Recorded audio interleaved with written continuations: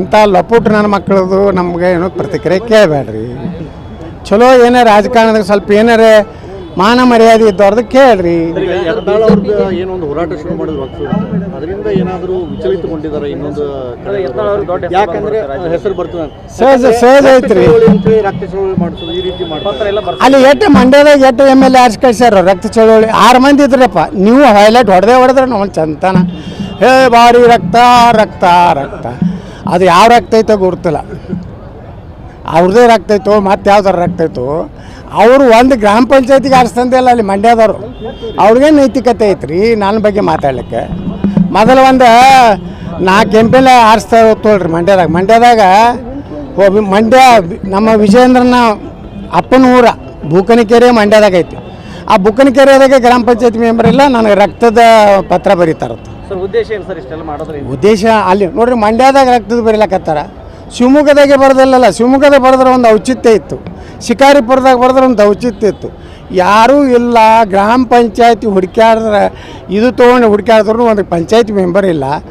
6 ಮಂದಿ ಅದಾರ. ಅವ್ರಿಗೆ ಒಂದಿಟ್ಟು ದುಡ್ಡು ಕೊಟ್ಟಿರ್ತಾರೆ, ಹಿಂಗೊಂದು ಟಚಕ್ಕೆ ಚುಚ್ಕೊಂಡು ಹಿಂಗೆ ಟಚಕ್ಕೆ ಚುಚ್ತಾರೆ. ನೋಡ್ರಿ ಅವ್ರು ಏನು ಬೇಕಾದ ಮಾಡಲಿ, ನಾ ಏನು ತಲೆ ಕೊಡ್ಸೋಣ. ನೀನು ಒಮ್ಮೆ ಹೇಳಿಬಿಟ್ಟಿನ ನೀವೇನು ಶಿಫಾರಸು ಮಾಡ್ತೀರಿ ಕೋರ್ ಕಮಿಟಿಗೆ ಏನು ಬೇಕಾದ ಮಾಡ್ಕೊರಿ. ನಾವು ವಕಫ್ ಹೋರಾಟವನ್ನು ಬಿಡುವುದಿಲ್ಲ.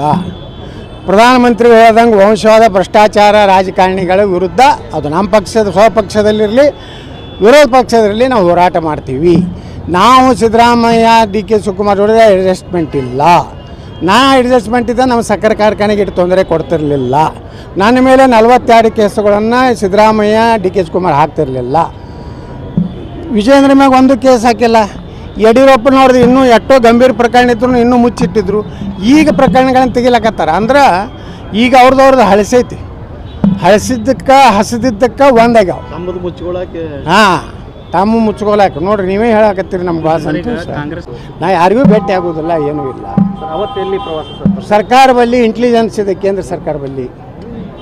ಭ್ರಷ್ಟಾಚಾರ ಯಾರ್ಯಾರು ಮಾಡ್ಯಾರ, ಯಾರ್ದು ಮುಖ್ಯಮಂತ್ರಿ ಡುಪ್ಲಿಕೇಟ್ ಸಹಿ ಮಾಡಿ ಅವ್ರ ಅಪ್ಪನ್ನೇ ಜೈಲಿಗೆ ಕಳಿಸ್ಯಾರ ಯಾರು ಅನ್ನೋದನ್ನು ಹೈಕಮಾಂಡಿಗೆ ಗೊತ್ತಿದೆ. ವಂಶವಾದ ಮತ್ತು ಭ್ರಷ್ಟಾಚಾರ ವಿರುದ್ಧ ಅಂತೇಳಿ ನಮ್ಮ ಪ್ರಧಾನಮಂತ್ರಿಗಳ ಅದಕ್ಕೆ ಸಂಪೂರ್ಣ ಬೆಂಬಲ ಇದೆ. ನಾ ಪ್ರಧಾನಮಂತ್ರಿಗಳ ಆಗ್ರಹ ಮಾಡ್ತೀನಿ, ಈ ವಂಶವಾದ ಭ್ರಷ್ಟಾಚಾರದ ವ್ಯಕ್ತಿನ ತಕ್ಷಣ ಕಿತ್ತೊಗಿಬೇಕಂತ ಆದೇಶ.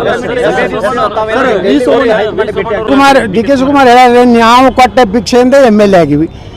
ನಿಮ್ಗೇನಾರ ದಮ್ಮ ನೈತಿಕತೆ ಗಟ್ಸ್ ಇತ್ತಂದ್ರೆ ನೀವು ಕೊಟ್ಟ ಭಿಕ್ಷೆಯಿಂದ ಆಗಿಲ್ಲ.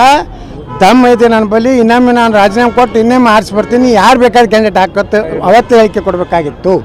ಇನ್ನಾತನ ಏನು ಪ್ರತಿಕ್ರಿಯೆ ಕೊಟ್ಟಿಲ್ಲ ಅಂದ್ರೆ ದಮ್ಮು ತಾಕತ್ತು ನೈತಿಕತೆ ಯಾವುವು ಇಲ್ಲ ಇಲ್ಲ ಇಲ್ಲ.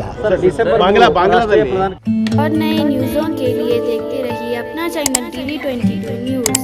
लाइक करें, शेयर करें, सब्सक्राइब करें और बेल आइकन बटन दबाना ना भूलें।